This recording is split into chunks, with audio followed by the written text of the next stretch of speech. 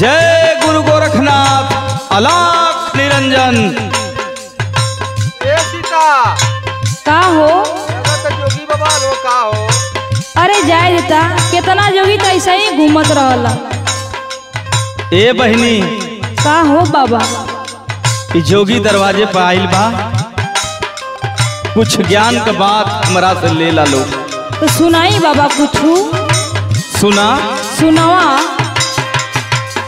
आवा माई बहनी आज भजन सुनाई हो,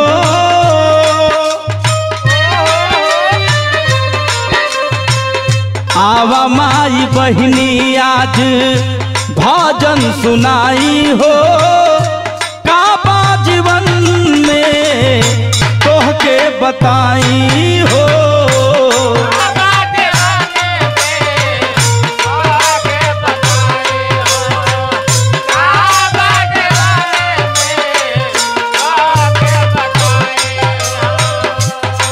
ए बच्चा हाँ बाबा।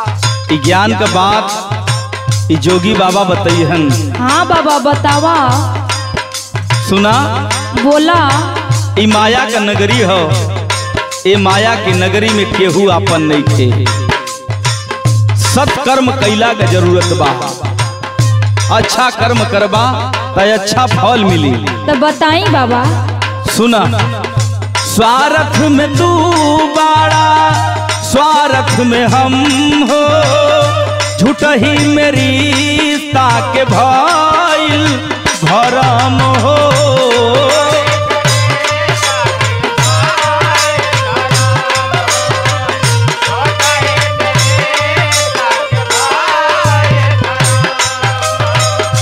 स्वार्थ में तू बाड़ा स्वार्थ में हम हो, झूठ ही मेरी ताके भइल भरम हो।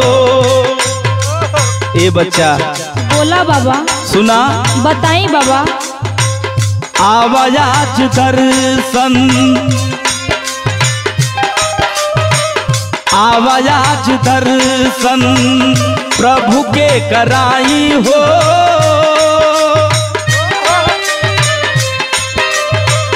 आवाज दर्शन प्रभु के कराई हो। काबा जीवन में तोह के बताई हो,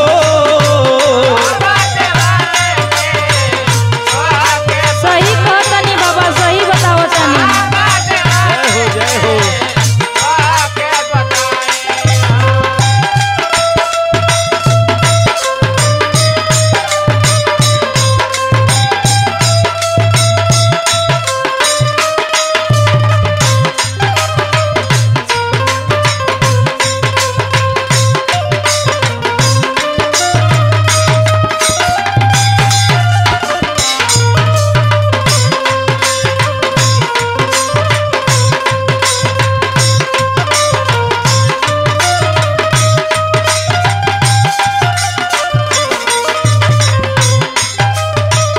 सुना बच्चा।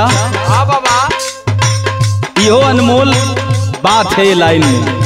सुनी दुखवा में कोई नहीं तो हार होई, चल जई बजहिया तो सभे लोग रोई।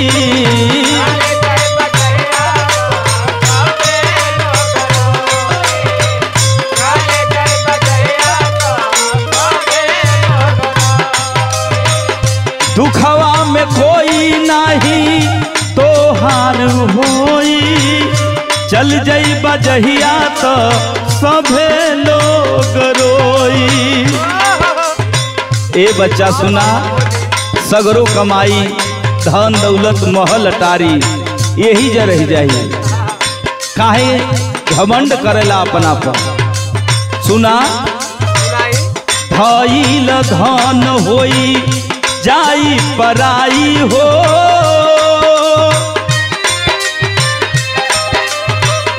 भइल धन होई जाई पराई हो। काबा जीवन में तोहके बताई हो,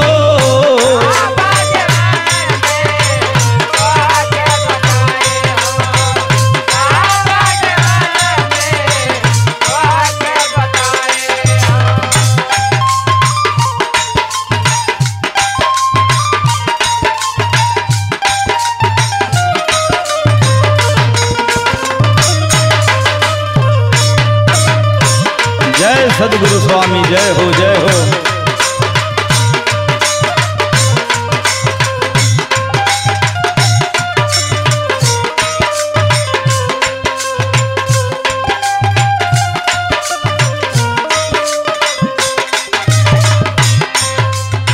सुनिए बबुआ, बोलिए बाबा। अब एकरा बाद हम दूसरे द्वारे प्रस्थान करब। आखिरी वचन हमार सुनिए आप लोग। कैसे?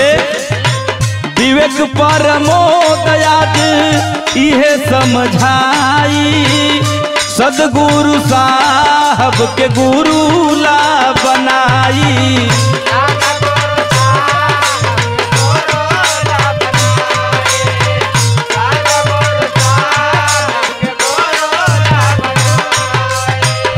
विवेक परमोदयाज इहे समझाई, सदगुरु साहब के गुरु ला बनाई। ए बच्चा सुना, हाँ बाबा बोलिए। बतिया के हमरा ना जइहा भुलाई हो,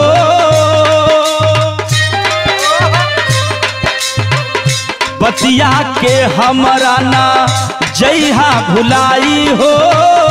काबा जीवन में तोह के बताई हो,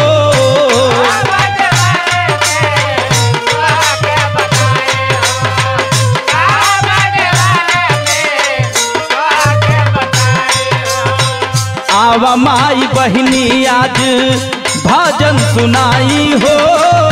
काबा जीवन में तोह के बताई हो,